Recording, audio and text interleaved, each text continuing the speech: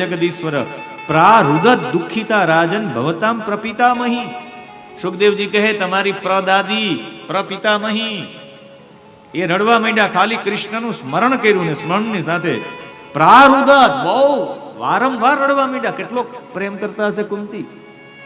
જે દિવસે કુંતીએ સાંભળ્યું કે કૃષ્ણ સ્વધામ ગમન કરી ગયા એ જ સમયે પ્રાણ છોડી દીધો. કેટલો પ્રેમ હશે કુંતીને. અને આ ચર્ચા કરી અને આખો આ 49મો અધ્યાય જેને દસમ સ્કંદનો પૂર્વાર્ધ કહેવાય, ભગવાનના ચરણોમાં સમર્પિત, અને દસમ સ્કંદના ઉત્તરાર્ધમાં આપણે પ્રવેશ કરીએ. જરાસંધે ચારે બાજુથી મથુરાને ઘેરી લીધી હતી. એની દીકરી હતી અસ્થિને પ્રાપ્તિ. કંસ મરી ગયો પછી અસ્થિને પ્રાપ્તિ વિધવા થઈ એનો બદલો લેવા માટે પેલો શ્લોક અસ્થિ પ્રાપ્તિશ્ચ કંસસ્ય મહિષ્યો ભરતર્ષભ. અસ્થિ અને પ્રાપ્તિ કંસની બે રાણીઓ હતી. પતિના મૃત્યુ પછી પિતાજીના રાજધાનીમાં જતી રહી અને મગધરાજ જરાસંધે કૃષ્ણ ઉપર આક્રમણ કર્યું. સંકલ્પ કર્યો એક પણ યદુવંશીને જીવિત નહીં રહેવા દઉં. ત્રીજો શ્લોક અને એનું છેલ્લું પદ અયાદવીમ મહિમ કરતું. અયાદવીમ યાદવ વિનાની આખી મહી ધરતીને હું કરી દઈશ. અને એ પોતે નીકળ્યો છે અને પોતે નીકળીને કૃષ્ણ ઉપર આક્રમણ કર્યું છે. કેવું આક્રમણ કર્યું છે, એનું સૈન્ય કેટલું હતું. 15મો શ્લોક. 15મા શ્લોકમાં જાઓ. ત્રયોવિંશત્ય અનિકાખ્યમ ભૂમેર ભારમ ઉપાકુરુમ. ત્રયોવિંશતિ એટલે 23. અનિકાખ્યમ એટલે અક્ષોહિણી.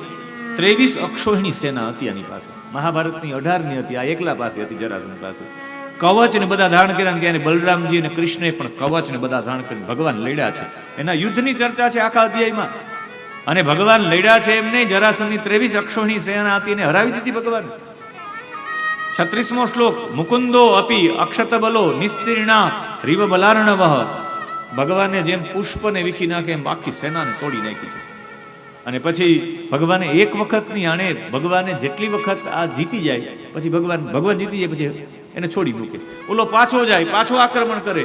એમ એક વાર નહીં, બે વાર નહીં, 17 વખત 23 અક્ષોહિણી સેનાને લઈ યુદ્ધ કર્યું છે. 42મો શ્લોક એવમ સપ્તદશક કૃત્વા તાવત્ય અક્ષોહિણી બલ. તાવતી અક્ષોહિણી. જેટલી પહેલી વખત 23 અક્ષોહિણી સેના લઈ આવ્યો એટલી જ વખત 17 વખત લઈ આવ્યો. આપણે એમ થાય કે ક્યાંથી લઈ આવતો છે. જેટલા લોકો હતા ને પૈસાથી કરી બધા રાજાને લૂંટાતા જ. એ રાજા બધાને લૂંટાતા ને એ બધાને 20,800 રાજાને કેદમાં પૂર્યા હતા જરાસંધે. એનું સૈન્ય એની પાસે હતું અને દુષ્ટ લોકોને બધાને ભેગા કરીને આવતો ને ભગવાન ધામમાં પહોંચાડી દે. આ તો એક પણ રૂપિયા વિનાનો મફતનો એજન્ટ હતો. ભગવાન કે આપણે તો આજ માટે આવ્યા છે, આવવા દો. હરાવી દર વખતે આને છોડી દે. બલરામજી કે આને શા માટે છોડો, કે મફતનો એજન્ટ છે, જેટલા છે ને લઈ આવે, બીજું શું હોય. અને હવે 18મી વખત આક્રમણ કર્યું. 44મો શ્લોક અષ્ટાદશ સંગ્રામે આગામીની તદંતરા. 18મી વખત જ્યારે આક્રમણ કરવા માટે આવ્યા ત્યારે નારદજીએ મોકલેલો એક કાલ યવન પણ દેખાયું. નારદ પ્રેષિતો વીરો યવન પ્રત્યદૃશ્યત. નારદજી એને પ્રેરણા આપી. નારદજી કેટલા ઉસ્તાદ. 3 કરોડ મ્લેચ્છને લઈને આવ્યો. આગળના શ્લોકમાં જો રુરોધ 45મો શ્લોક રુરોધ મથુરા મેત્ય તિસૃભિ મ્લેચ્છ કોટિભિ. મ્લેચ્છ લોકોને 3 કરોડ તિસૃભિ 3 કરોડ મ્લેચ્છને લઈને આવ્યો અને એને આક્રમણ કર્યું. ભગવાને વિચાર્યું કે એક તરફથી જરાસંધ આવે છે 18મી વખત યુદ્ધ કરવા, એક તરફથી આ 3 કરોડ મ્લેચ્છને લઈને આવે છે. ત્યારે આ સમયે શું કરવું. ભગવાને એના માટે એક યુક્તિ કરીને એ યુક્તિમાં ભગવાને સૌથી પ્રથમ 50મો શ્લોક વિશ્વકર્માને બોલાવ્યા. ઇતિ સંમંત્રે ભગવાન દુર્ગમ 12 યોજનમ 12 યોજનનું અંત સમુદ્રે નગરમ કૃષ્ણસાદ અદ્ભુતમ અચીકરજ. ભગવાને કહ્યું કે વાસ્તુશાસ્ત્ર પ્રમાણે તમે એક દુર્ગમ નગર બનાવો અને એ સામાન્ય નહીં, 12 યોજન એટલે 48 કોષ. 48 કોષ વિસ્તારનું એક ભવન બનાવો, એક સુંદર નગર બનાવો એ સમુદ્રની વચ્ચે, જ્યાં સમુદ્રની વચ્ચે સાધના કરેલા એક પૂર્વના રાજા, સૂર્યવંશી રાજા જેનું નામ આનર્ત હતું. એ આનર્તે સાધના કરીને સાધનાથી આકાશમાંથી વૈકુંઠમાંથી 100 યોજનનો ભાગ સમુદ્ર વચ્ચે પધરાવ્યો. એ આનર્ત સ્થલી. એનો પછીનો દીકરો થયો રેવત. એણે ખૂબ તપ કર્યું. ત્યાં બધામાં કુશ ઉગી ગયો, દર્ભ ઉગી ગયો, એટલે કુશસ્થલી. અને એ કુશસ્થલી ઉપર જઈને તમે નગર બનાવો. એ આજનું બેટ દ્વારિકા. ક્યારેક ક્યારેક હું કહેતો હોય બેટ નથી, એ વૈકુંઠનો ગેટ છે. વૈકુંઠમાંથી પડેલો ગેટ છે. હવે તો હું નથી ગયો, પુલ બની ગયો પછી, પણ હું ક્યારેક બધી કથાઓમાં કહેતો હજુ પુલ નથી બન્યો ત્યાં એકવાર બેટ દ્વારિકા રાત રોકાઈ આવો, હજુ પુલ નથી બન્યો ત્યાં એક વખત બેટ દ્વારિકા રાત રોકાઈ આવો. તમને એના સ્પંદનોનો અનુભવ થાય બેટ દ્વારિકામાં. તમને એવું લાગે કૃષ્ણ રહ્યા જ હોય એકદમ. એમાં સાંજ પડી જાય ભાઈ તો એકદમ સુમસામ. એમાંય તમે ક્યાંક નીકળી જાઓ ત્યાં તો એની બેટ દ્વારિકામાં ઝિંગેશ્વર મહાદેવનું મંદિર, અભિયા માતાજીનું મંદિર, નીલકંઠ મહાદેવનું મંદિર, શંખ તળાવ, પદ્મેશ્વર મહાદેવનું મંદિર, હનુમાન દાંડી, 84 ધૂણા, એનાથી આગળ પાછળ શંખોલિયા, બધામાં જાઓ તો તમને પરમ શાંતિનો અનુભવ થાય. એવું લાગે કે ક્યાંક કૃષ્ણના ઝાંઝર ખખડતા હોય, ક્યાંક કૃષ્ણની વાંસળી ખખડતી હોય એવો અવાજ સાથે. ભગવાને એ સમયે વિચાર્યું કે આ બધાને કહ્યું કે તમે બધા નીકળી જાઓ. એને પ્લેનમાં બેસાડ્યા વિશ્વકર્માને, બધાને લોકોને મોકલી દીધા કે જ્યાં નગર બનાવીને બધા જતા રહ્યો. ભગવાન અને બલરામજી બે જ રહ્યા. અને જ્યારે કાલ યવનનું આગમન થયું, 51મો અધ્યાય, કાલ યવન 10 કરોડ, આ 3 કરોડ મ્લેચ્છને લઈને આવ્યો. ત્યારે ભગવાને એની સામે ઉભા રહ્યા, અને ઉભા રહ્યા ત્યારે કાલ યવને આવીને ભગવાન કૃષ્ણ તરફ દોડ્યો. રણભૂમિમાંથી ભગવાને એ સમયે કાલ યવન કૃષ્ણ આગળ ને પાછળ. 6થો શ્લોક, ઇતિ નિશ્ચિંત્ય યવન પ્રાદ્રવંતમ પરાંગમુખમ અન્વધાવન જિગ જગૃક્ષુપ્તમ દુરામમ અપી યોગીનામ. દુરામ અપી યોગીનામ, યોગીઓને પણ દુર્લભ છે. હવે આપણે એમ થાય કે યોગીઓને દુર્લભ છે, કૃષ્ણ મેદાન છોડીને ભાગ્યા, બધા રણ છોડ કહે, પણ હું એનો અર્થ અલગ કરવા માંગુ છું. વાચસ્પત્યમાં અર્થ છે રણે શોંડ. શોંડ એટલે સુરવીર. રણમાં સુરવીર એ કહેવાય કે જે યુદ્ધ નીતિને બરાબર રીતે જાણે, અને યુદ્ધ નીતિને જે બરાબર જાણે એ જ શ્રેષ્ઠ ગણાય. અને યુદ્ધ નીતિને કોણ જાણે? મારે કહેવું પડે શિવાજીને હું શ્રેષ્ઠ માનું છું. યુદ્ધ નીતિને બરાબર જાણી એને કે અત્યારે લડી શકાય એમ નથી, ભાગી જાઓ. સંતાઈ ગયા તત્કાલ બધામાં. બધા એમ કે ભગવાન બધામાં સતાઈ ગયા શિવાજી, તો ભગવાન કૃષ્ણ પણ સતાઈ ગયા હતા. ભાગી નહોતા ગયા, પણ ત્યાં પ્રવસન પર્વત હતો એમાં ભગવાન સતાઈ ગયા હતા જરાસંઘનું સૈન્ય આવ્યું ત્યારે. કારણ કે અત્યારે ભગવાન વિચાર કર્યો કે મારે આની સાથે યુદ્ધ કરવાની જરૂર નથી. સુરવીર એ કહેવાય કે ખાલી બાંધવામાં જ આગળ આવે, ફટાફટી મારવા માંડે એમ નહીં. રાત્રિના સમયે પણ કોઈની આંગળી કાપી નાખે કે ખબર પડી જાય કે અહીં ભારતમાં અમે ખોટો ત્રાસ ફેલાવીએ છીએ. કોઈ પણ રીતે સંરક્ષણ થતા થતા તમે જ શહીદ થઈ જાવ તો બચે કોણ? ખાલી શહીદ થવું એ કામ નથી, પણ પોતાના લોકોનું રક્ષણ કરવું એ સૌથી મોટો ધર્મ છે. ભગવાને વિચાર્યું કે આ સમયે જો હું આની સામે યુદ્ધ કરીશ, કાલ યવનની સામે, તો એની પાસે 3 કરોડ લોકો છે. 3 કરોડ લોકોને મારવા શક્ય નથી. તો ભગવાને કાલ યવન આવ્યો, એ કાલ યવનને એવું કીધું હશે, એમાં નથી, પણ હું ચોક્કસ કહું કે એવું કીધું હશે આ શ્લોક ઉપરથી. અન્વધાવત, ભગવાને છે ને અન્વધાવન, ભગવાનની પાછળ એ દોડ્યો. શા માટે? ભગવાને એવું કહ્યું કે તું મારી સામે, તું સુરવીર હોય. નારદજી તને મોકલો કે તું સુરવીર છે. આગલો શ્લોક છે એટલે હું તમને આનું કહું છું. 44મો શ્લોક 50મા અધ્યાયનો. નારદ પ્રેષિતો વીરો યવન પ્રત્ય દૃશ્યત. નારદજીએ તમને મોકલો છે એના માટે મેં કે સૌથી સુરવીરમાં સુરવીર કૃષ્ણ છે, એની સામે લડતો ખબર પડે. અને આ લડવા માટે હું આવ્યો છું, તો અત્યારે લડવા માટે આવ્યું છું, તો એક કામ કર, જો તું સુરવીર હોય તો તું ને હું બે એક જ, આપણે બે લડીએ. જો જીતી જા તું તો તું વિજય, હું જીતી જાઉં તો હું કૃષ્ણે કહ્યું. સુરવીર તો એને કહેવાય એકલા લડે. તું તો 3 કરોડ લઈને આવ્યા, મારે તો કોઈ છે નહીં, કૃષ્ણે કહ્યું. તો કે હાલ આપણે બંને લડીએ. કે એમ નહીં, તું ને હું લડતા એમ તારા સૈનિક મારા ઉપર પ્રહાર કરી દે તો એવી જગ્યાએ જાય જ્યાં તને પણ કોઈ જોઈ ન શકે ને મને કોઈ જોઈ ન શકે. ભગવાન એમ લઈ ગયા, દૂર દૂર થઈને ભગવાન એક ગુફામાં જતા રહ્યા. એમાં પછી ભગવાન દોડ્યા, ગુફા બાજુમાં આવી ભગવાન દોડ્યા અને કહ્યું હવે કેટલું દૂર છે, હવે તો લડવા ઉભો રહી કે કેટલું દૂર છે એમ કહે ગર્ગ સંહિતામાં ઉલ્લેખ છે. દોડીને ભગવાન ગુફામાં જતા રહ્યા. અને જેવા ગુફામાં જતા રહ્યા અને ગુફાની અંદર ભગવાન જતા રહ્યા, એ સમયે ત્યાં એક સૂતેલો વ્યક્તિ હતો. ભગવાને એની પાછળ જતા રહ્યા. આ દોડતો દોડતો આવ્યો. કાલ યવને જોયું છે, નજર પડી છે કે આ કોઈ સૂતો છે. કાલ યવને વિચાર્યું કે આ જ ઉપવસ્ત્ર ઓઢેલું હતું, કહ્યું કે આ જ કનૈયો છે, એને લાત મારી છે. અને જ્યારે રાત મારી, ઓલો વ્યક્તિ જેવો જ લાત મારવાથી જાગ્યો છે, એની આંખમાંથી એક પ્રકારનું તેજ નીકળ્યું. કાલ યવન બળીને ભસ્મ થયો, ને કાલ યવન બળીને ભસ્મ થયો. પાછળ પાછળ કૃષ્ણ એની પાછળ ને કાલ યવન આગળ.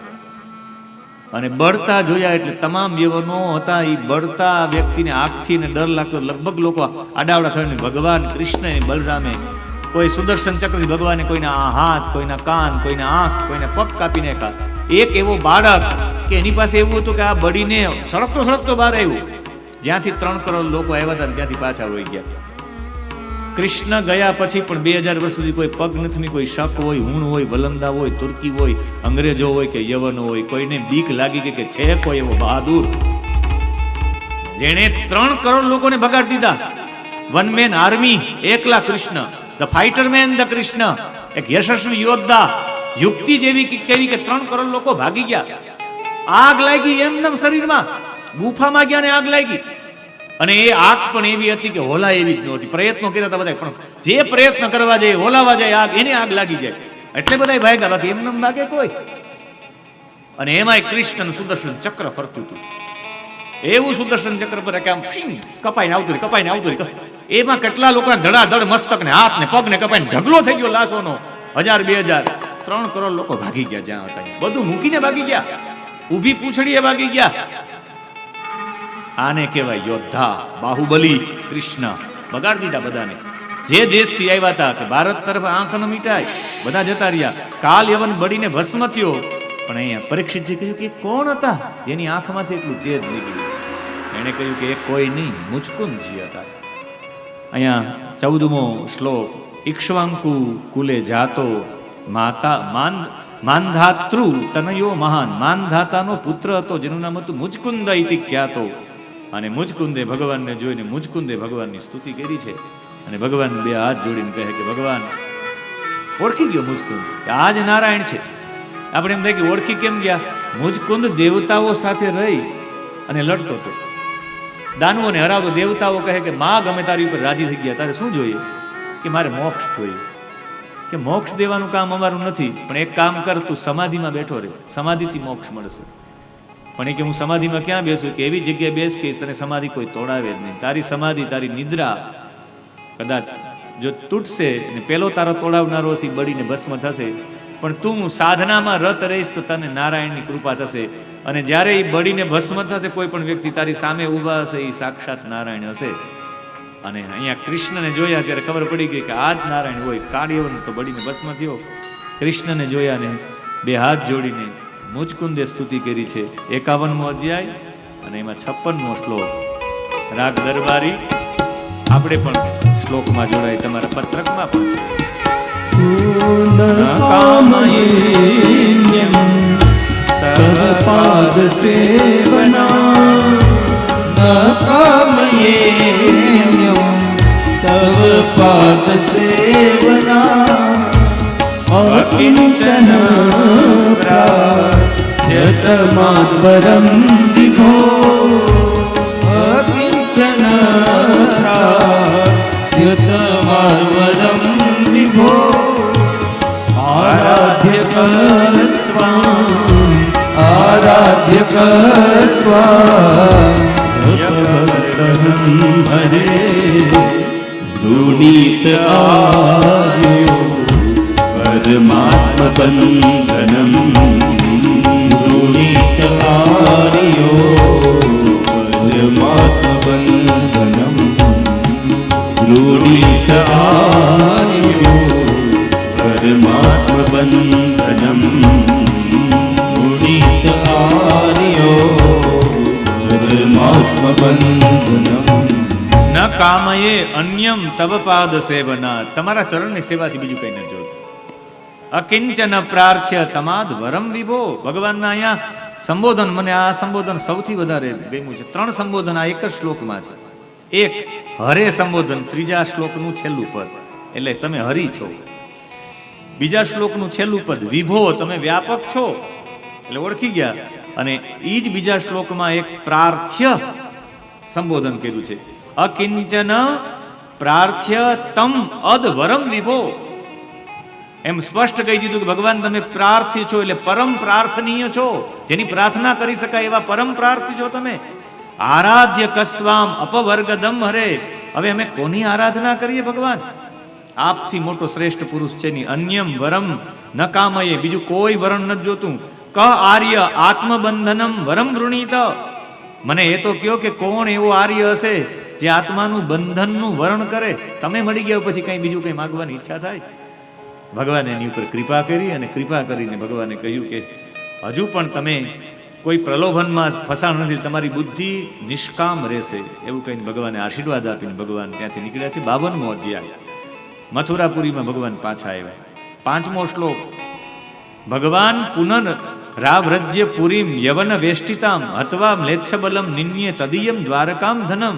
ભગવાન વિચાર્યું કે આ બધું તો જે હતું બધાનું ધન લઈ લીધું. ભગવાન ઓલા ભાગી ગયા હતા એને.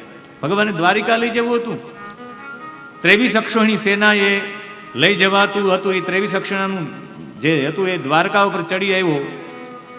ભગવાને અહીંયા લખેલું છે કે ભગવાને માણસો દ્વારા આજ્ઞા આપીને બધું ચડાવ્યું છે. નિયમાને ધને ગોભીર નૃભીર ચ અચ્યુત ચોદિતેહી. ભગવાને બધું ધન હતું એ ભેગું કર્યું છે. પણ એ સમયે જરાસંઘનું આક્રમણ થયું અને આ 18મી વખત હતું. 1000 બ્રાહ્મણોને જપમાં રાખ્યા હતા કે આ વખતે હારીને આવી તમારા માથા કાપી નાખીશ. ભગવાને કહ્યું કે આ વખતે જો આની સામે લડશું અને સંસ્કૃતિનું જતન કરનારા, સંસ્કૃતિ માટે લોહીનું પાણી કરનારા, સંસ્કૃતિ માટે હાડકાનું ખાતર કરનારા આવા લોકો જાય એ પસંદ નથી. જ્ઞાની લોકો મરવા ન જોઈએ. એટલે અર્જુન બાણ ચડાવે અને પિતામાં ભીષ્મને જોઈને, દ્રોણને જોઈ તો એમ થાય કે ક્યાં મારવા છે. આવા જ્ઞાનીઓ પાછા ઘણા બધા સમય પછી આવે. બ્રાહ્મણને દાન દક્ષિણા વારંવાર આપવાનો મતલબ છે કે આવા જ્ઞાનીઓ છે, જ્ઞાનીઓ બહુ ઓછા આવે ને એના માટે એને બહુ પ્રયત્ન કરવો પડે. એ ન કરવો પડે, સતત એ શાસ્ત્રોનું ચિંતન કરી શકે એવા માટે દાન દક્ષિણા છે. એમ છે કે આવા લોકોને મારે મારવા છે એટલે વારંવાર તીર ચડાવીને અર્જુન મારે નહીં. અર્જુન કંઈ યુદ્ધથી ડરી નતો ગયો, પણ આવા જ્ઞાની લોકો પાછા ઉત્પન્ન નહીં થાય એટલે અર્જુન વારંવાર રોકાઈ જતો હતો. આને પણ વિચાર્યું કે આવા 1000 જેટલા બ્રાહ્મણો મરી જાય એના કરતા એક યુક્તિ કરી આપણે પ્રવર્ષણ પર્વત ઉપર ચડી જાય. ભગવાન પ્રવર્ષણ પર્વત, પ્રવર્ષણ સૌથી વધારે જ્યાં વરસાદ થતો હતો એવા 10મો શ્લોક, છેલ્લું પદ 10મા શ્લોકનું. પ્રવર્ષણાખ્યમ ભગવાન નિત્યદા યત્ર વર્ષદી. નિત્ય જ્યાં વરસાદ થાય છે એવા પ્રવર્ષણ પર્વત ઉપર ચડી ગયા. અને ભગવાન ગીરો નીલિનમ અવાગ્યાય નાધિગમ્યમ પદમ રૂપ. ભગવાન ત્યાં ગીરો ત્યાં જઈને નીલિનમ અવજ્ઞાય ભગવાન એવા સતાઈ ગયા કે કોઈને મળ્યા નહીં. અહીં ભગવાન સતાઈ ગયા છે. મને એવું જો આ શ્લોક ઉપરથી કહી શકાય શિવાજી મહારાજ બેસ્ટ છે. એ ક્યારેક યુદ્ધ કરતા કરતા ભગવાન જતા રહેતા કૃષ્ણ સતાઈ ગયા હતા તો આ યુક્તિ એટલે હિન્દુ સામ્રાજ્ય આવી શક્યું. શિવાજી મહારાજ એ આ યુક્તિ કરી તો બાકી તો સામે સાથે લડીને ઘણા બધા જતા રહ્યા છે. ક્યારેક ક્યારેક યુક્તિ વાપરવી પડે. ધર્મશાસ્ત્ર કહે છે યુક્તિહીન વિચારે તું ધર્મ હાનિ પ્રજાયતે. યુક્તિ વિનાનો વિચાર કરો તો ધર્મની હાનિ થાય છે. અને 44 કોષનો આખો પર્વત હતો, 11 યોજનનો હતો ને ભગવાને આખો પર્વત ઉપર ક્યાંય મળ્યા નહીં એટલે બાળી નાખ્યો આખો પર્વત. અને આખો પર્વત બળી ગયો. પછી આગ લગાડીને જરાસંઘ બધા જતા રહ્યા. પછી ભગવાન ટોચ ઉપર ચડ્યા 11 યોજનના પર્વત ઉપર. 12મો શ્લોક. અલક્ષ્યમાણો રિપુણા સાનુગેન યદુત્તમો. જોયું કે હવે કોઈ નથી. સ્વયં સ્વપુરમ પુનર આયાતો સમુદ્ર પરિખામ રૂપ. ભગવાને ત્યાંથી કૂદકો લગાવ્યો. 12મા શ્લોકનું છેલ્લું પદ. 11 યોજનાત તુંગ નિપેત નિપેતુતુ અધોહ ભુવિ. ભગવાને ત્યાંથી કૂદકો, ઊંચી કૂદમાં નંબર 1 કૃષ્ણ આટલી ઊંચી કૂદ લગાવી. અને એ ઊંચી કૂદ બનાવીને ભગવાન સીધા સમુદ્રમાં પહોંચ્યા જ્યાં નગરી બનેલી દ્વારિકા. ત્યાં રેવત રાજાની દીકરી હતી રેવતી. એની સાથે બ્રહ્માજીની પ્રેરણાથી બલરામજીના લગ્ન થયા, જે આપણે આગળ કથા સાંભળી ગયા છે. અને પછી કૃષ્ણના લગ્ન માટે ભગવાન રાહ જોઈ રહ્યા હતા. અને ભીષ્મક નામના રાજાની દીકરીનો પત્ર આવ્યો છે અને એ પત્ર લઈને ભૂદેવ આવ્યા છે. અને એ ભૂદેવ આવ્યા છે. અહીંયા 5 ભાઈઓ છે. રૂકમા રથ, રૂકમા બાહુ, રૂકમા કેશ, રૂકમા માલી અને રૂકમી. રૂકમી મોટો ભાઈ છે. દીકરી સૌથી નાની છે રૂકમિણી જેનું નામ છે. લગ્ન નક્કી કરી નાખ્યા છે એના મિત્ર શિશુપાલ સાથે. અને ખબર પડી કે શિશુપાલ સાથે મારા વિવાહ નક્કી કર્યા છે. ઉદાસ થઈ ગયા. અને એ સમયે એક વિશ્વાસપાત્ર બ્રાહ્મણને એક ચિઠ્ઠી લખીને કહ્યું કે દ્વારકાધીશ પાસે પહોંચાડો. દ્વારકાના રાજમહેલમાં જ્યારે દ્વારકાધીશ પાસે પહોંચ્યા છે. 27મો શ્લોક. દ્વારકાધીશનો વિવેક તો જુઓ. 27મા શ્લોકનું છેલ્લું પદ. અપશ્યત આદ્યમ પુરુષમ આસીનમ કાંચન આસને. ભગવાન સોનાના સિંહાસન ઉપર બેસેલા હતા. અપશ્યત, જ્યારે જોયા આદ્યમ પુરુષમ, આસીનમ, જ્યારે ભગવાને કૃષ્ણને સોનાના સિંહાસન પર બેઠા હતા એને જોયું કે બ્રાહ્મણ દેવતા આવ્યા છે, તો આગળનો શ્લોક જો, દૃષ્ટવા બ્રહ્મણ્ય દેવસ તમ અવરુહ્ય નિજાસનાત, પોતાના આસનથી નીચે ઉતરી ગયા. બ્રાહ્મણને આવતા જોઈને આસનમાંથી ઊભા થઈ ગયા. ભગવાને એની બ્રાહ્મણની ભગવાનની જેમ પૂજા કરી, જમાડ્યા. 29મો શ્લોક, તમ ભુક્તવંતમ વિશ્રાંતમ ઉપગમ્યમ સતામ ગતિ, જમાડી કે તમે થાકેલા હશો, થાક ઉતારવા માટે પાણી નામ અભિમૃષણ, એના હાથથી સ્પર્શ કરતા કરતા પાદા વ્યગ્રસ્થમ અપૃચ્છત, આમ પગ દબાવતા ભગવાને પગ દબાવ્યો બ્રાહ્મણનો. દબાવ પૂછ્યું કે ભૂદેવ, જો તમને કંઈ વાંધો ન હોય તો હું પૂછી શકું તમને? અને પૂછવા માટે ભગવાને કહ્યું કે હું એવા બ્રાહ્મણોને નમન કરું. કૃષ્ણ બોલ્યા છે. 33મો શ્લોક, વિપ્રાન સ્વલાભા સંતુષ્ટાન સાધુન ભૂત સુરતમાન નિરંકારિણ શાંતા નમસ્ય શિરસા સકૃત, હું મારા શિરસા મસ્તકને અસકૃત, હું એને નમન કરું છું જે શાંત છે, જે અહંકાર રહિત છે, જે પ્રાપ્ત થાય એમાં સંતોષ માને અને સૌથી વધારે મધુર છે, એવા લોકોને હું માનું છું. અને એવા માં આપ છો હે પ્રભુ. હું આપને, આપ ક્યાંથી પધાર્યા છો? એટલો બધો વિકટ, તમે વિદર્ભથી પધાર્યા છો તો એ વિકટ માર્ગ પસાર કરીને આવ્યા છો, કંઈક વિશેષ ગુપ્ત ન હોય તો તમે મને કહી શકો. 35મો શ્લોક, વિવેક તો જોવો, છેલ્લું પદ, સર્વમ નો બ્રુહિયમ બ્રુહિ અગુહ્યમ ચેત કિમ કાર્યમ કરવામ, જો બધું તમે ગુપ્ત રાખવા ન માંગતા હોય, મને કહી શકતા હોય, તો હું તમારું કંઈક કાર્ય કરી શકતા હોય તો મને કહો. ત્યારે ઓલા ભૂદેવે ચિઠ્ઠી કાઢી છે. ભગવાન એક પત્ર છે, અને કહ્યું કે એ પત્ર કયો છે? ત્યારે એણે કહ્યું એ પત્ર બીજો કોઈ નહીં, રૂકમણીજીનો ભાવ છે, એક વિનંતી પત્ર છે. આ કોઈ પ્રેમપત્ર નથી, એક તમને વિનંતી કરવામાં આવી છે, એક સમર્પણ તમને કરવામાં આવ્યું છે, સમર્પણ પત્ર છે. આ 7 શ્લોકોનો પત્ર છે. અને જે પણ આ 7 શ્લોકોનું પઠન કરે 7 વખત રોજ, એની સગાઈ થઈ જાય. રોજ 7 વખત એનો પાઠ કરે. અને અહીંયા માં રૂકમણીજીએ ભગવાન કૃષ્ણને પોતાની વિનંતી રજૂ કરી છે. બીનતી સુનીએ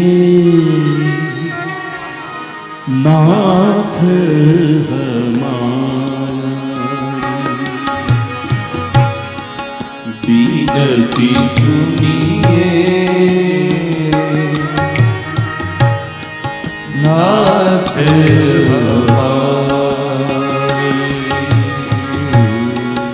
બીનતી સુનીએ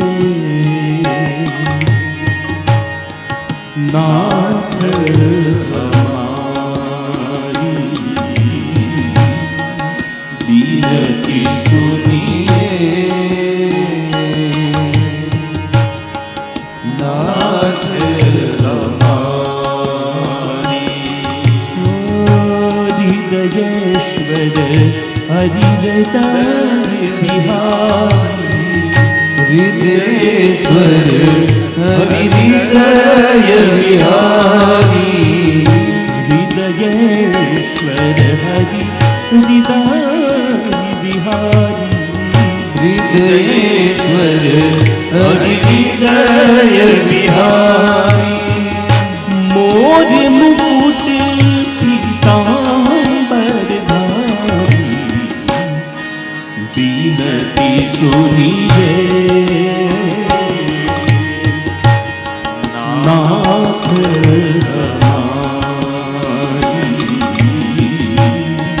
बीनती सुनिए नाथ हमारी. રૂકમિણીનો પત્ર ગયો છે. 37 શ્લોકથી 37મા શ્લોકથી લઈને 43 શ્લોક સુધીના 7 શ્લોકો છે.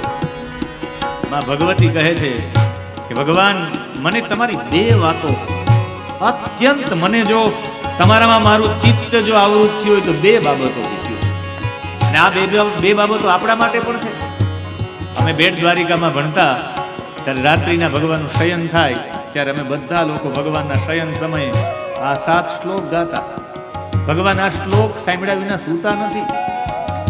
સંપૂર્ણ સમર્પણ ભાવના શ્લોક છે.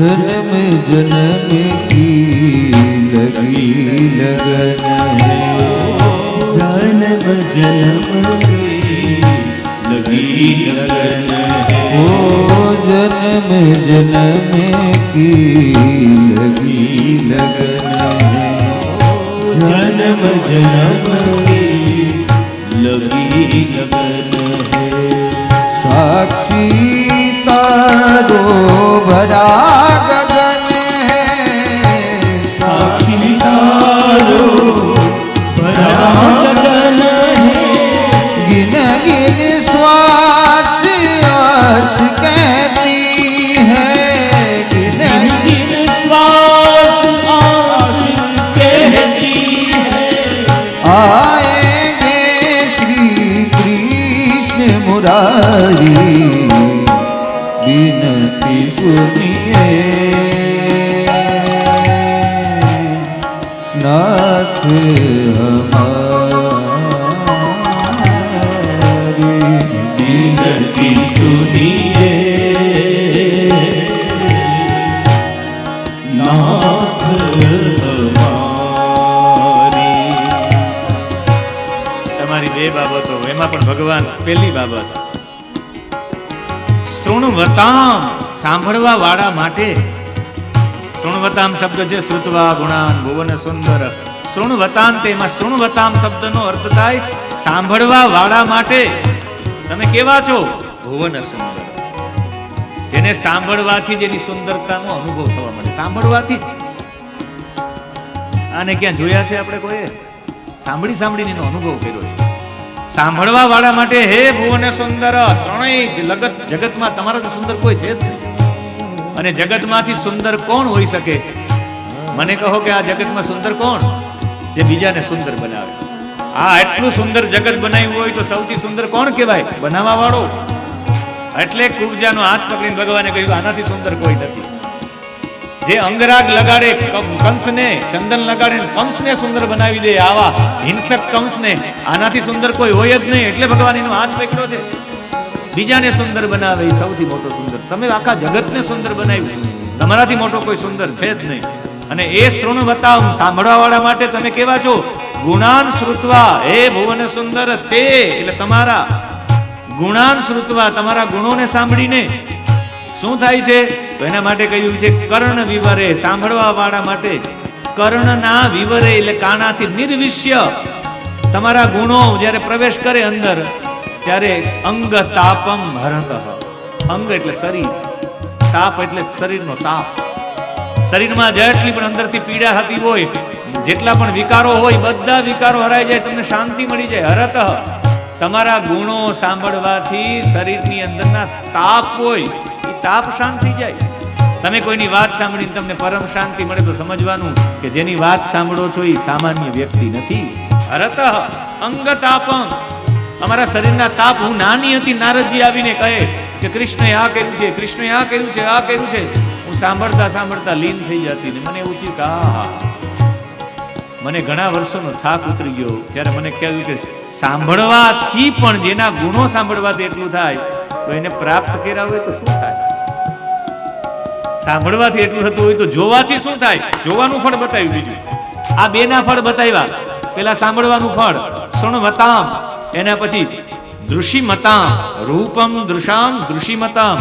દૃશિમતામ એટલે જોવા વાળાને, જે તમને જોવા વાળા છે એવા નેત્રના પ્રયોજન વાળા છે એવા દૃશિમતામ એટલે નેત્રો વાળા. કેવા નેત્રો વાળા?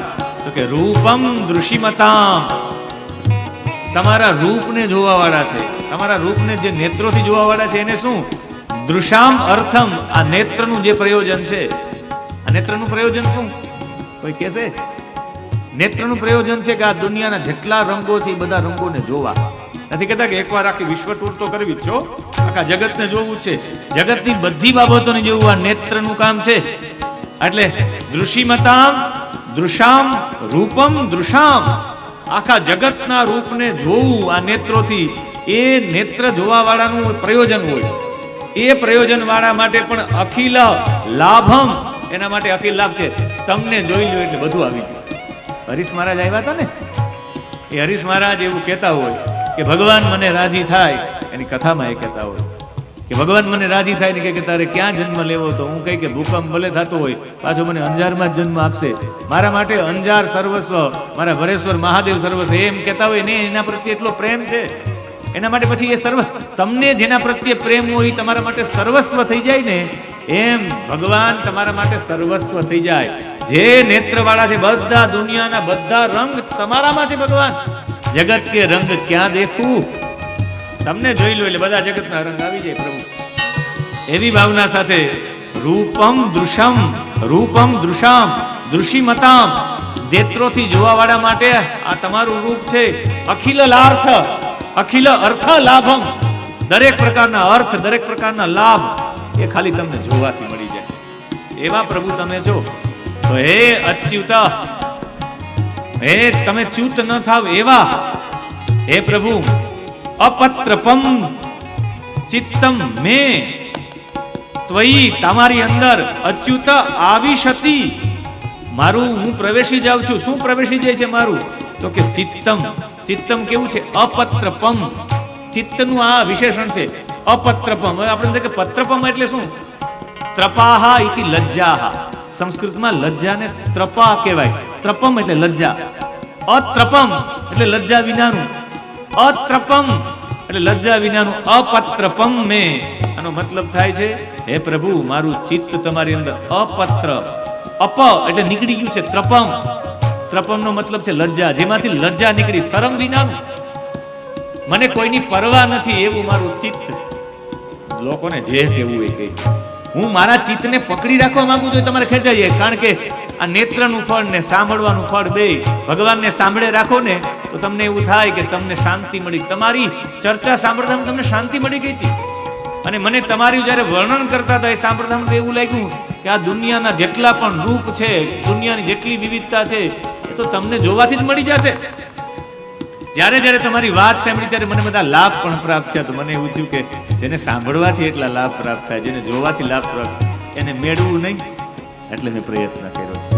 શ્રુત્વા ગુણાન ભુવન સુંદર શૃણ્વતાંતે નિરીશ્ય કર્ણ વિવરે હરતો ગતામ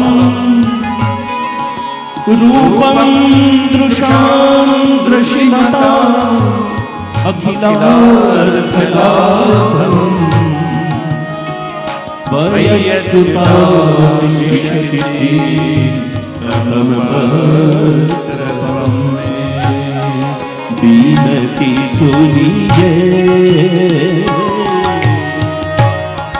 નાથ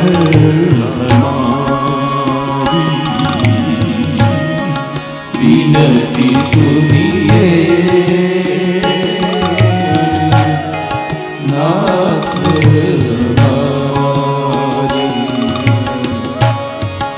સતત પ્રતીક્ષા, સતત પ્રતીક્ષા અપલક લોચન, સતત પ્રતીક્ષા અપલક લોચન. હે ભગવાધા વિપતિ વિમોચન, હે ભગવાધા વિપતિ વિમોચન. સ્વાગત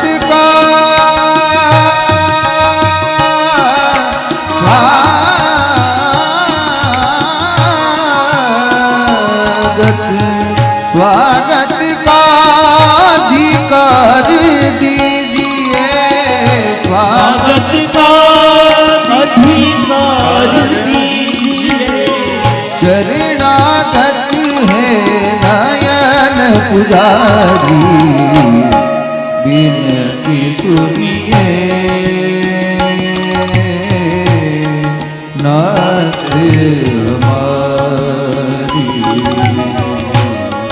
વિનતી સુનિએ નાથ હમારી. બીજા શ્લોકમાં ભગવતી કહે, કાત્વા મુકુંદ મહતી કુલશીલ રૂપ, વિદ્યા વયો દ્રવિણ ધામ અભિરાત્મ તુલ્ય. ધીરાપતિમ કુલવતી નવૃણીત કન્યા કાલે નૃસિંહ નરલોક મનોભિરામમ. કહે છે કે મને કહો તો કાથી શરૂઆત કરીશ. કા એટલે કોણ? ત્વા તમે મને કહો ભગવાન કોણ હશે એવું કે જેને એની મહતી ઈચ્છા ન હોય મુકુંદ તમારા જેવા પતિને પ્રાપ્ત કરવા માટે. અને ભગવાન તમારું ને મારું બધું સરખું છે, આત્મતુલ્યમ છે. શું એના માટે કહ્યું છે? કુલ, શીલ, રૂપ, વિદ્યા, વય, દ્રવિણ, ધામ, અભિરાત્મતુલ્ય. આમાં બતાવ્યું છે કે તમે કેવા પતિને પસંદ કરવા જોઈએ. પેલું વેલું જેનું કુળ શ્રેષ્ઠ હોય એવા. આપણે એમ થાય કે કુળનો મતલબ, કુળ એટલે ગુણોનો સમૂહ. આપણે એક જ વિચારવું જોઈએ કે મારા ઘરના જેવા ગુણો છે, મારા પરિવારના ગુણો છે, એવા પરિવારના ગુણવાળા છે. બાપ પણ એવું વિચારે અને પછી એવી દીકરીને ત્યાં પરણાવે જેના કુળના ગુણો એટલે એના ગુણોનો સમૂહ. કુળ એટલે ગુણોનો સમૂહ. એના ઘરમાં જેવા ગુણોનો સમૂહ, જેવી પરિપાટી છે, તો એવી દીકરીને ત્યાં પરણાવે. તમારી મેં વાતો સાંભળી છે એ પ્રમાણે મેં મારા ઘરનું જોયું છે, તો મને એવું લાગે તમારા પરિવારના જેવા ગુણો છે એવા ગુણો અમારા પણ છે. એટલે આપણા બેનું કુળ બેનું આત્મતુલ્ય સરખું છે. શીલ એટલે ચરિત્ર. મેં આપનું ચરિત્ર વારંવાર સાંભળ્યું છે. ચરિત્રથી આપ કેટલા શ્રેષ્ઠ છો. અને પ્રભુ હું પણ કહી શકું કે એક બ્રાહ્મણનો દીકરો તમારે અહીંયા મારા લગ્નના 3 દિવસનો સમય હોય ને બ્રાહ્મણનો દીકરો ચિઠ્ઠી લઈને આવે. બ્રાહ્મણ તો સત્યવાદી હોય, ના પાડ દે કે તારા બાપની આબરૂ જશે, લગ્ન નક્કી થઈ ગયા, 3 દિવસની વાર છે અને હું ચિઠ્ઠી લઈને જાઉં. પણ મારા ચરિત્રને જોઈને હું પણ અહીં વ્રત, તપ, અનુષ્ઠાન ખૂબ કરું છું ને એને ખબર પડી કે શિશુપાલ આને માટે લાયક નથી. આના માટે લાયક આ જેવી તપસ્વી છે, આ જેવી ચરિત્રવાળી છે, એવા ચરિત્રવાળો દ્વારકાધીશ છે. એટલે બ્રાહ્મણ તમારી પાસે ચિઠ્ઠી લઈને આવ્યા એ જ મારું પ્રતીક છે કે હું કેટલી ચરિત્રથી શુદ્ધ છું. એટલે તમારું જેવું શીલ ચરિત્ર છે એવું ચરિત્ર મારું પણ છે. રૂપમ, ભગવાન તો શ્યામ હતા, રૂકમણી તો ગોરા હતા. આપણે એમ થાય કે રૂપ છે, રૂપનો મતલબ ગોરું ને કાળું હોવું નહીં, સાધક હોવું. તમે સાધના કરો, સાધના કરવા વાળો વ્યક્તિ છે એના ચહેરામાં એમનેમ તેજ આવી જાય, એ રૂપની ચર્ચા છે. સાધક વ્યક્તિ છે ભલે કાળો હોય પણ એનું નાક ચમકતું હોય, એની આંખો ચમકતી હોય, એના ગાલ ચમકતા હોય. કાજુ બદામ ખાવાથી ચામડી સારી ન બને, તપ કરો તો ચામડી સારી બને. બોરોપ્લસ લગાડવાથી કે બીજા ક્યાં ક્યાં આવે, ફેર એન્ડ લવલી લગાડવાથી થોડું સુંદર થવાય. એના માટે તો તમારે તપ જ કરવું પડે. તપસ્વીના ચહેરા, મને ક્યારેક ક્યારેક એવું થાય કાશ્મીરી બાપુ ક્યારેય આના પણ એનો ચહેરો જો તમને એવું લાગે વિદેશના વ્યક્તિ હોય એવા ગોરો. ને અત્યારે તમારે પ્રત્યક્ષ જોવું હોય તો અમારે ગધેથડમાં લાલ બાપુ કરીને છે. તમે લાલ બાપુ પાસે જાઓ એટલે વિદેશી વ્યક્તિ તમને ફીકો લાગે, આટલા ગોરા. તમને એવું લાગે કે કોઈ વિદેશી વ્યક્તિની બાજુ બેસાડો, 18 કલાક ગાયત્રીના જપ કરે, ક્ષત્રિયના કુખે જન્મ લીધેલો છે. પણ અત્યારે સૌથી તપસ્વીમાં તપસ્વી સાધુ સૌરાષ્ટ્રમાં પૂજ્ય લાલદાસ બાપુ છે અત્યારે વર્તમાનમાં. 18 કલાક ગાયત્રીના જપ કરે. અને એ ગાયત્રીના જપ કરનારા એ લાલ બાપુ છે. તમે એની બાજુમાં બેસો. હમણાં તો એક વખત મને મોકો મળ્યો એમને ત્યાં રામચરિત માનસ ઉપર બોલવા માટે. એને કીધું તો મહાદેવભાઈ કઈ ઉપર બોલો તમે? હું કઈ ઉપર બોલવા માટે ગયો. બાપુની બાજુમાં બેઠો અને મેં વક્તવ્ય પણ બાપુને મેં જોયા તો બાપુ એટલા બધા ગોરા હતા. ત્યારે મને એવું થયું કે ફેર એન્ડ લવલી અહીં શું કામ કરે? તમે જેવા સાધક છો એવી સાધક હું પણ છું, એમ કહેવાનું છે. સાધનાથી તમને જે પ્રાપ્ત થયું છે, તમારી જે તેજસ્વીતા છે એવી હું તેજસ્વીની છું એ બતાવવા માટે રૂપમ શબ્દનો અર્થ થયો છે. પછી વિદ્યા, તમે જેટલું MA BEd છો તો હું MA BEd છું. તમે MA MPhil છો તો હું પણ MA MPhil છું. એમ કહેવાનો ભાવ નથી. અહીંયા વિદ્યાનો મતલબ છે સા વિદ્યા યા વિમુક્તયે, એ જ વિદ્યા છે જે મુક્તિ અપાવે. તમે તમારી પાસે જે વિદ્યા છે ને બધાને તમે મુક્તિ અપાવો, એવા હું પણ બધાને મુક્તિ અપાવવાનું કામ કરું છું. મારી પાસે જે વિદ્યા છે એ સાચી વિદ્યા એ છે તમને બધામાંથી મુક્ત કરે. અને પ્રભુ મારે તમારી સાથે લગ્ન કરીને મારે બીજું કંઈ નથી કરવું, મારે પણ મુક્ત થવું છે. અને એવા માટે મુક્ત કરવું, મુક્ત થવું છે કે મુક્ત થવા માટે તમારી પાસે જે મુક્તિવાળી વિદ્યા છે એવી મુક્તિવાળી વિદ્યા મારી પાસે પણ છે. એનો મતલબ છે મારે મુક્ત થવા માટે મેં જન્મ લીધો છે, તમે પણ મુક્ત થવા માટે જન્મ લીધો. બધાને તમે ઉપદેશ પણ આપો છો તો તમારી પાસે જે વિદ્યા છે મુક્તિ માટેની એવા જ વિચારધારાવાળી હું છું. એટલે બેની વિચારધારા પણ એક છે. એટલે પ્રભુ મારો તમે સ્વીકાર કરો. એના પછી વય, વય એટલે ઉંમર. તમારી જેવડી ઉંમર છે એવી મારી ઉંમર છે એવો ભાવ નથી. ઉંમર, વય એટલે પરિપક્વતા. પરિપક્વતા તમારામાં જેટલી તમે જે જે નિર્ણય કર્યા બાળપણથી લઈને અત્યાર સુધી એવા નિર્ણય કરવાની ક્ષમતા મારામાં પણ છે. તમે જેટલા પરિપક્વ છો એટલા હું પણ છું. હવે આપણે ખબર કેમ પડે કે માતાજી એટલા પરિપક્વ છે? એક પણ દીકરી એના બાપને કહે કે પિતાજી મારે આની સાથે લગ્ન નથી કરવા, તો એના બાપા લગ્નના આગલા દિવસે પણ કેન્સલ કરાવી નાખે. પિતા અને પુત્રનો પ્રેમ જ અદ્ભુત હોય, અદ્ભુત પ્રેમ. એક વખત એની દીકરી રડતા રડતા કહે કે પિતાજી મારે અહીંયા લગ્ન નથી કરવા, તો એનો પિતા હોય તત્કાલ કેન્સલ કરે. મારી દીકરીથી વધારે કાંઈ નથી. પણ જો હું અત્યારે મારા પિતાજીને જાણ કરું કે મારે લગ્ન નથી કરવા શિશુપાલ સાથે, તો મારા પિતાજી લગ્ન પણ બંધ કરાવી દે. તો મારો ભાઈ રૂકમી ને શિશુપાલ બે મિત્ર છે, તો મારા ભાઈ રૂકમીને એવું થાય કે આને શિશુપાલ સાથે કેમ લગ્ન ન કર્યા, અને મારા પિતાજી વચ્ચે ને મારા ભાઈની વચ્ચે હું તો લગ્ન કરીને ગમે ત્યાં જતી રહું, પણ આ જીવન મારા પિતા અને મારા ભાઈ વચ્ચે દુશ્મની જ રહે, અસમંજસતા જ રહે. હું મારા ભાઈની વચ્ચે ને મારા પિતાજીની વચ્ચે ઝઘડો કરાવવા નથી માંગતી. એટલે હું સીધી હાઈકોર્ટમાં નહીં, સુપ્રીમ કોર્ટમાં ફરિયાદ કરું છું. તમને જ કહી દઉં, બીજા કોઈને. આ મારી પરિપક્વતા છે. એટલે તમારી ને મારી ઉંમર, તમારી જેવી પરિપક્વતા છે એવી જ પરિપક્વતા સાથે તમે નિર્ણય કેમ કરી નાખો? તમારી પરિપક્વતા કે લડાઈ નહીં, અત્યારે જંગલમાં છુપાઈ જવાય એવી પરિપક્વતા. ક્યારેક એવો નિર્ણય લેવો એને પરિપક્વ કહેવાય, એને કહેવાય મોટી ઉંમર વાળો. અમારા બધામાં કોઈ નિર્ણય શક્તિ કરે કે આમ નહીં ને અમારે આમ કરવું. આજે આપણી વચ્ચે રાષ્ટ્રીય સ્વયંસેવક સંઘના વિસ્તારકો પધાર્યા છે. આપણે તાલીમના નાદથી એમનું સ્વાગત કરશું. જે રાષ્ટ્ર માટે કોઈ 2 વર્ષ, કોઈ 5 વર્ષ સમર્પિત કર્યા હોય, પોતાના ઘરના બધા કાર્યો છોડીને રાષ્ટ્ર માટે જે કામ કરે એવા વિસ્તારકો મારી દ્રષ્ટિએ સંન્યાસીઓ છે. પ્રચારકો સંપૂર્ણ સંન્યાસીઓ છે, અને જે વિસ્તારકો છે એ સંન્યાસની લાઈનમાં છે. એવા રાષ્ટ્રની ચેતનાને પ્રદીપ્ત કરનારા એવા આધુનિક સંન્યાસીઓને સ્વાગત કરે ચંદે પરિવાર આપ સૌનું. એમાં એક તો તમારા વિસ્તારના ખેડોઈના અમારા સોમનાથમાં છે, એટલે એ સૌ વિસ્તારકોનું સ્વાગત છે. વિદ્યા વય, આને કહેવાય પરિપક્વતા. તમે જ્યારે જ્યારે તમે નિર્ણયો લીધા એ નિર્ણયો બરાબર છે. એવા નિર્ણયોની અમે ચર્ચા સાંભળી, એટલે અમને ખ્યાલ આવી ગયો કે મારી પણ આ પરિપક્વતા છે. એટલે તમારી ને મારી વય બેની સરખી છે. એના પછી દ્રવિણનો મતલબ થાય ધન, અને સૌથી મોટું ધન એ છે વિદ્યા ધનમ સર્વધન પ્રધાનમ. તમારી પાસે જે ધન, તમારો જે વૈભવ અમે સાંભળ્યો છે એ પ્રમાણે મારા પિતાજી પણ રાજા છે. સાચો મોટો ધનિક એ કહેવાય કે જે બધાને મદદરૂપ થતો હોય. સૌથી મોટો દાનવીર છે એ સૌથી મોટો ધનિક છે. સૌથી મોટો ધનિક કોણ છે? એના માટે ગોપી ગીતમાં કહ્યું છે, ભૂરિદા જનાહા ભુવિ ગૃણંતિ તે. ભૂરિદા જનાહા, ભુવિ એટલે ધરતીમાં, ગૃણંતિ તમારા ગુણાનુવાદ જે ગાય છે કે જે ગવડાવે છે કે તમારા ગુણાનુવાદનું દાન કરે છે, એ ભૂરિદા જનાહા જે કથા સંભળાવે છે.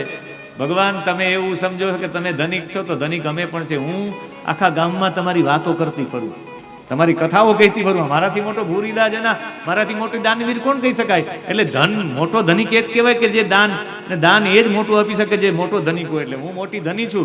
તમારું ને મારું દ્રવિણ એટલે તમારું ને મારું ધન પણ સરખું જ છે.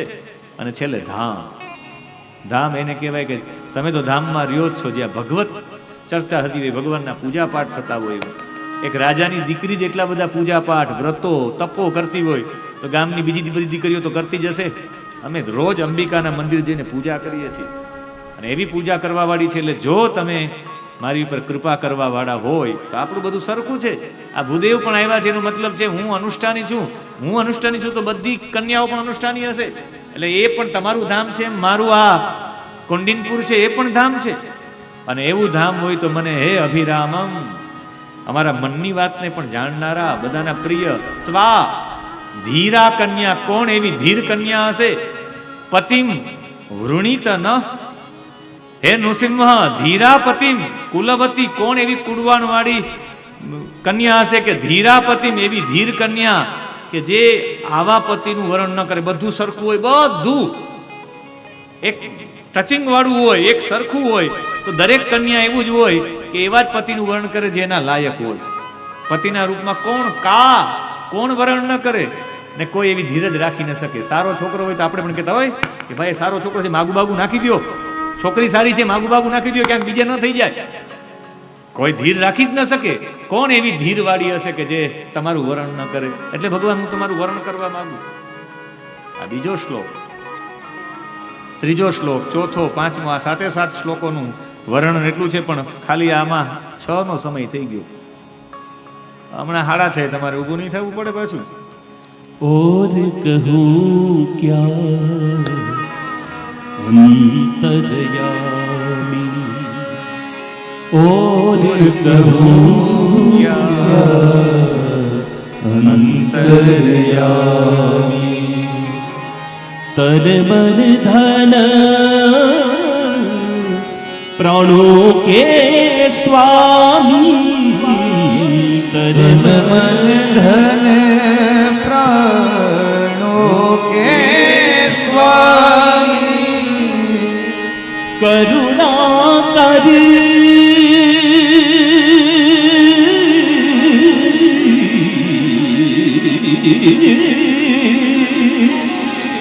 करुणा कर आकर ये कहिए, करुणा कर आकर ये कहिए, स्वीकारी बिनती स्वीकारी,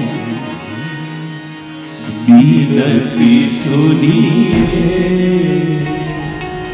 नाथ हमारी, बिनती सुनिए नाथ हमारी. ત્રીજા શ્લોકમાં કહી દીધું કે પ્રભુ હવે બીજું કઈ નથી, છેલ્લું પદ એનું, ગોમા યુવન મૃગપતેર બલિમ અંબુજાક્ષ. અંબુ એટલે પાણી, એ નાના પાણીમાંથી ઉત્પન્ન થતું અંબુજ એટલે કમળ, અને અક્ષ એટલે આંખ. કમળ જેવી કોમળ આંખો વાળા. કમળ છે ને બહુ તાપ સહન ન કરી શકે, તો ભગવાન મારો આવો તાપ તમે સહન કરી શકો એમ જ નથી. જેમ કમળ તાપને સહન કરીને એકદમ થઈ જાય, એમ જેની આંખોમાંથી કોઈનું દુઃખ ન જોઈ શકે એવા પરમાત્મા. મને ખબર છે કે તમે માં અભિમર્ષતું, અને મને કોઈ દમઘોષનો દીકરો અને એ આવીને જો એ મારો હાથ પકડશે તો ભગવાન મારાથી વિશેષ માં અભિમર્ષતું, એ મને સ્પર્શ ન કરે. શા માટે? કે મૃગપતે હે બલીમ, તમે મૃગપતિ છો, સિંહ છો. સિંહનો ભાગ ગોમા યુવત, ગોમા યુવત એટલે શિયાળ, એ શિયાળ ભાગ લઈ જાય ભગવાન, એ યોગ્ય નથી. હાલો હું એની સાથે લગ્ન પણ કરી લઉં, પણ આ દમે ઘોષ શાંત ઇતિ દમ ઘોષ, દમ ઘોષનો પુત્ર છે આ. સીધું ના કીધું કે શિશુપાલ છે. 40મા શ્લોકનું છેલ્લું પદ, ગૃહણાતુ મેન દમ ઘોષ સુતા દયોન્યે, દમે ઘોષ શાંત ઇતિ દમ ઘોષ, તસ્ય અપત્ય પુમાન ઇતિ દમ ઘોષ. દમ ઘોષનો દીકરો એટલે શિશુપાલ છે. એ કેવો છે? એ અસંયમી છે.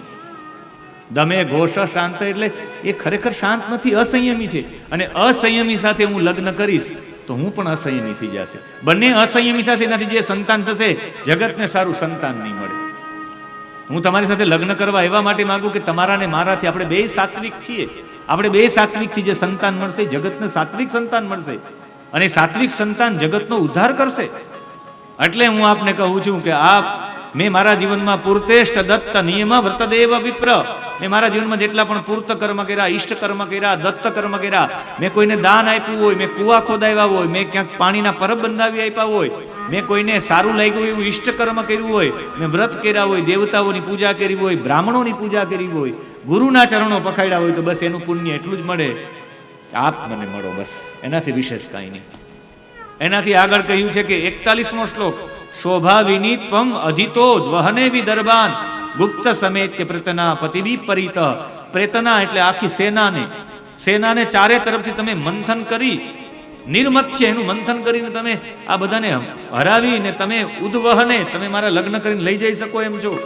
પણ તમે એમ લગ્ન ન કરતા. મામ રાક્ષસે ન વિધિનો દ્વહ વીર્ય શુલ્કામ. તમે તમારું પરાક્રમ બતાવીને મને વચ્ચેથી બધાની વચ્ચે ફાઇટ કરીને પણ લઈ જવા માંગો, પણ મારે ફાઇટ નથી કરાવી, તમે મને રાક્ષસ વિધિથી લઈ જાઓ. મામ રાક્ષસે ન વિધિના ઉદ્વહ. તમે રાક્ષસ વિધિથી મારા લગ્ન કરો.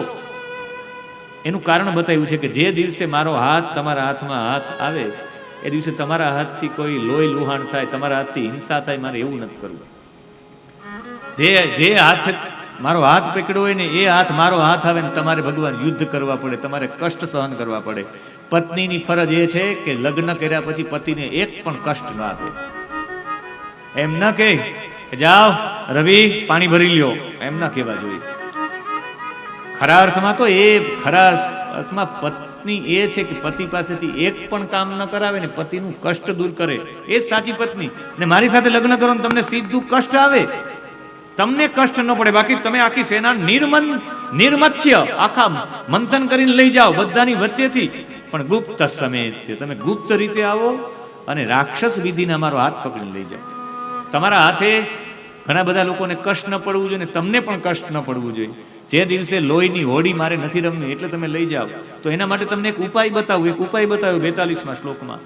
અંતઃપુરઃ અંતરચરી અનિહત્ય બંધુમ. હું અંતપુરમાં રહેવા વાળી, અંતપુર અંતપુરચરી, એમાં ચરણ અંતપુરમાં જ રહેવા વાળી. એટલે રૂકમણીજીને ક્યારેય બહાર જવા મળતું જ નહીં. મોટો બંગલો હતો, એ બંગલાની અંદર એક પાછો અંદરનો રૂમ, એની અંદર રૂમ, એની અંદર અંતપુરથી બહાર નીકળ્યા જ નથી, બહાર કંઈ જોયું જ નથી. અમે તમારું સાંભળી એવા માટે છે કે સંતોને આવવાની છૂટ હતી એટલે નારદજી આવતા ને વાર્તા સંભળાવતા, બાકી બહાર કંઈ નથી જોયું. બહાર કંઈ નથી જોયું એટલે જ હું કહી શકું.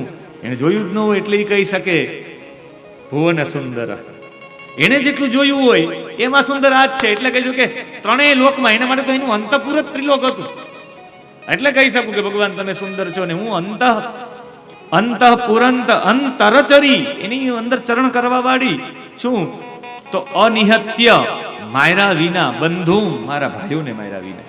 તમે મને લેવા આવો તો મારા ભાઈઓ નો આવે, મારા ભાઈઓ આવે તો મારા ભાઈઓ મરે, એ મને પસંદ નથી. મારા લગ્ન દિવસે મારા ભાઈઓના મૃત્યુ થાય.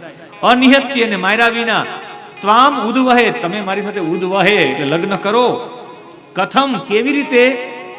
ઇતિ પ્રવદામી ઉપાયમ, હું તમને એક ઉપાય બતાવું છું. રસ્તો બતાવી દીધો. પૂર્વે અદ્ય અસ્તિ મહતી કુલદેવી યાત્રા. અમારે લગ્ન પહેલા કુલદેવીની યાત્રા થાય. લગ્નના આગલા દિવસે કુળદેવીના દર્શન કરવા જવાનું હોય. જાવ છો કે નહીં તમે? કે બહુ દૂર છે? બહુ દૂર હોય તો ગોત્રેડો છે ને એને ગોત્રજા કહેવાય. લઈ આવે કુંભારને ત્યાંથી ને ગોત્રેડો રાખીને એમાં ચાંદલા કરીને એમાં કુળદેવીનું આવાહન હોય. એટલે ગોત્રેડે પગે લાગીને જ જવાનું હોય. એ કુળદેવીના દર્શન છે. અમારા કુળદેવીનું મંદિર અમારા ગામની બહાર જ છે. અને એ સમયે યસ્યામ બહિર નવવધુ, જે નવવધુ જેને લગ્ન થવાના છે એ ગિરિજામ ઉપેયાત, એ ગિરિજા એટલે પાર્વતી પાસે દર્શન કરવા જાય. ત્યારે ખાલી સ્ત્રીઓ જ હોય. ગોત્રેડામાં જોજો એક ઢોલ વાળો અને 2-5 સ્ત્રીઓ, સૈનિકો બહુ 3-4 જ હોય. તમે ત્યાંથી આવીને ત્યાંથી મારો હાથ પકડીને લઈ જાઓ. તમારે યુદ્ધ પણ ન કરવું પડે. પ્રવદામી ઉપાયમ, ઉપાય બતાવ્યો છે. અને છેલ્લો શ્લોક, આ બધી તો ચર્ચાઓ થઈ 6 શ્લોકોમાં, પણ 7મા શ્લોકમાં સમર્પણનો સંપૂર્ણ ભાવ. આને કહી શકાય સમર્પણ. યસ્ય અંગ્રી પંકજ રજ સ્નપનમ મહાંતો.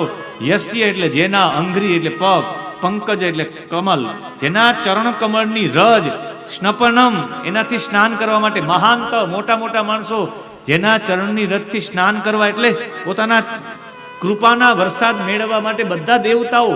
ચરણની રજ છે ને એકદમ સૂક્ષ્મ હોય, દેખાય નહીં. કૃપા પણ સૂક્ષ્મ હોય, દેખાય નહીં.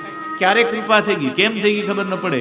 તમારી કૃપા મેળવવા માટે વાંછંતી ઉમાપતિ, ઉમાના પતિ શંકરજી પણ આપની કૃપા મેળવવા માટે પ્રયત્ન કરતા હોય. તો હે હરિહંબુજાક્ષ, હે કમલ નયન, તો હું કેમ ન કરું?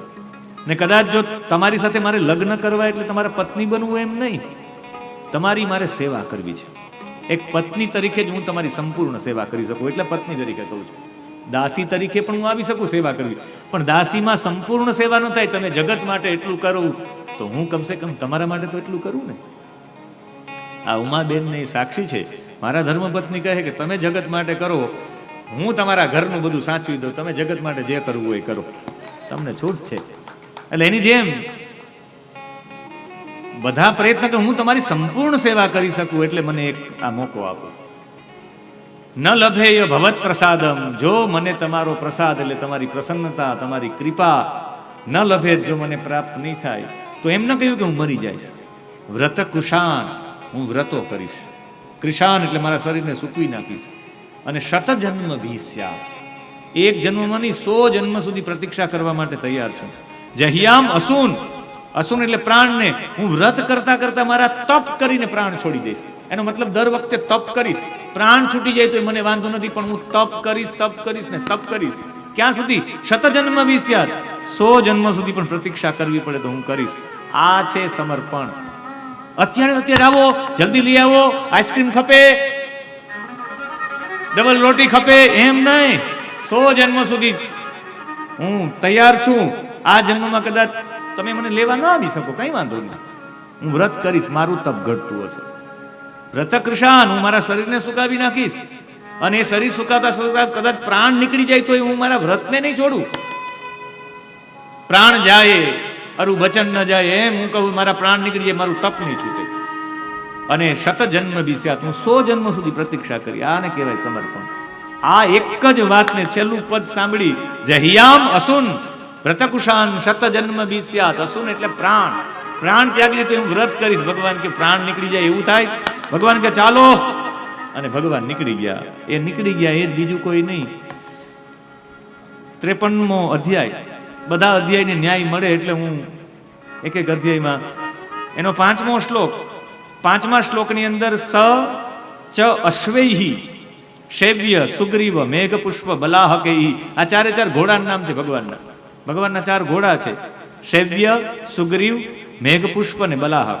આ 4 ઘોડા જ્યારે ભગવાન જોડે રથમાં, ત્યારે દારૂક પણ નીચે ઉતરી જાય કે આહા, હવે મારું કામ નથી. કોઈ કહે કે 150ની સ્પીડમાં તમારે ગાડી દોડાવવાની છે, તો સામાન ડ્રાઈવર સાઈડમાં આવતો રહે કે નહીં, કે ભાઈ એ આપણું કામ નથી. આ દારૂક નીચે ઉતરી ગયો. પ્રભુ કે 1 રાત્રિમાં પહોંચવાનું છે 4 ઘોડા લઈને. ડ્રાઈવર નીચે પોતે સ્વયં ડ્રાઈવર, આવો ભૂદેવ, હાથ પકડો, હાલો. અને એ સમયે ભગવાને 1 જ રાત્રિમાં સીધા ત્યાં પહોંચી ગયા. અને જેવા ત્યાં પહોંચી ગયા, એ તો રૂકમિણીજી રાહ જોતા હતા, લગ્ન નક્કી થઈ ગયા હતા, આગલો દિવસ હતો, 1 જ દિવસ બાકી હતો. અને કુળદેવીની યાત્રામાં ગયા. પાર્વતીજીનું મંદિર હતું. 46મો શ્લોક 53મા અધ્યાયનું. પ્રાર્થના કરી, નમસ્યે ત્વામ અંબિકે ભીષ્ણમ સ્વસંતાન યુતામ શિવામ ભૂયાત પતિર્મે ભગવાન કૃષ્ણ તદનુમોદતામ. નમસ્યે, હું નમસ્કાર કરું, ત્વામ અંબિકે ભીષ્ણમ, હે અંબિકા માતા, હું તમને પ્રણામ કરું છું. અને આપના ખોડામાં સ્વસંતાન યુતામ શિવામ, હું તમારા પતિ શિવજીને પણ વંદન કરું, તમારા સ્વસંતાન યુતામ, તમે સંતાન સાથે ખોડામાં બેસેલા ગણેશજીને, શિવ શક્તિ ગણેશ ત્રણેયને વંદન કરું. ભૂયાત પતિર્મે ભગવાન, મારા પતિ ભૂયાત, મને પતિ થાય કોણ? કૃષ્ણ તદનુમોદતામ, કૃષ્ણ મને અનુમોદન આપીને કૃષ્ણ મારા પતિ થાય. વાત કરી કે તો આમ સીધો પડી ગયો છે હાર માતાજીના ઓલા પરથી. અને હા હલવા માંડ્યો છે એક સાથે. અહીંયા લખેલું છે 27મા શ્લોકમાં, જતા રહ્યું પાછળ. વામા ઉરુર ભુજો નેત્રમ અસ્ફુરન પ્રિય ભાષિણ. જ્યારે તમને વામ ઉરુ એટલે વામ જાંગ, ડાબી જાંગ, ડાબી ભુજા અને ડાબુ નેત્ર એક સાથે ફરકે એટલે સમજવાનું કે મંગળ થવાનું છે. થોડીક વાર ફરકે તો વધારે ફરકે તો ડોક્ટરને બતાવવા જાજો. એ ત્રણેય ફરક્યું છે, આંખ ફરકી, હાથ ફરકો ને ભુજા ફરકી, આ જાંગ ફરકી. એટલે થયું કે હવે સારું થશે ને ભગવાન આવ્યા અને ભગવાન હાથમાં હાથ લઈને લઈ ગયા. જેવા લઈ ગયા, સૈનિકો કઈ બોલે કે તો ભગવાન રથમાં લઈને નીકળી ગયા છે. સૈનિકો 3-4 દોડતા રૂકમી પાસે આવ્યા. અહીં રૂકમી બેઠો હતો બધા લોકો સાથે, એના મિત્રો સાથે. આવીને કહ્યું કે કૃષ્ણ લઈ ગયા છે. અને એક અક્ષોહિણી સેના સાથેનો પીછો કર્યો છે. 18મો શ્લોક 54મા અધ્યાયનો. પૃષ્ઠતો અન્વગમત કૃષ્ણ અક્ષણ્યા વૃતો બલી, એક અક્ષોણી સેનાને કૃષ્ણનો પીછો કર્યો અને સંકલ્પ કર્યો. 20મા શ્લોકમાં અહત્વા સમરે કૃષ્ણમ અપ્રત્યુચ રૂકમિણીમ કુંડિનમ ન પ્રવેક્ષામી સત્યમ એતદ બ્રવીમી વહ. હું કૃષ્ણને માર્યા વિના અને રૂકમિણી લીધા વિના હું કુંડિનપુરમાં પ્રવેશ નહીં કરું. એની પાછળ દોડ્યા અને ભાઈ તો યુદ્ધ થયું ભગવાનનું. ભગવાન મારવા માટે ગયા તો ભગવાનને 2 હાથ જોડીને 33મા શ્લોકમાં હંતુમ નારહસી કલ્યાણ ભ્રાતરમ મે મહાભુજ, આ મારો ભાઈ છે, છોડી દો.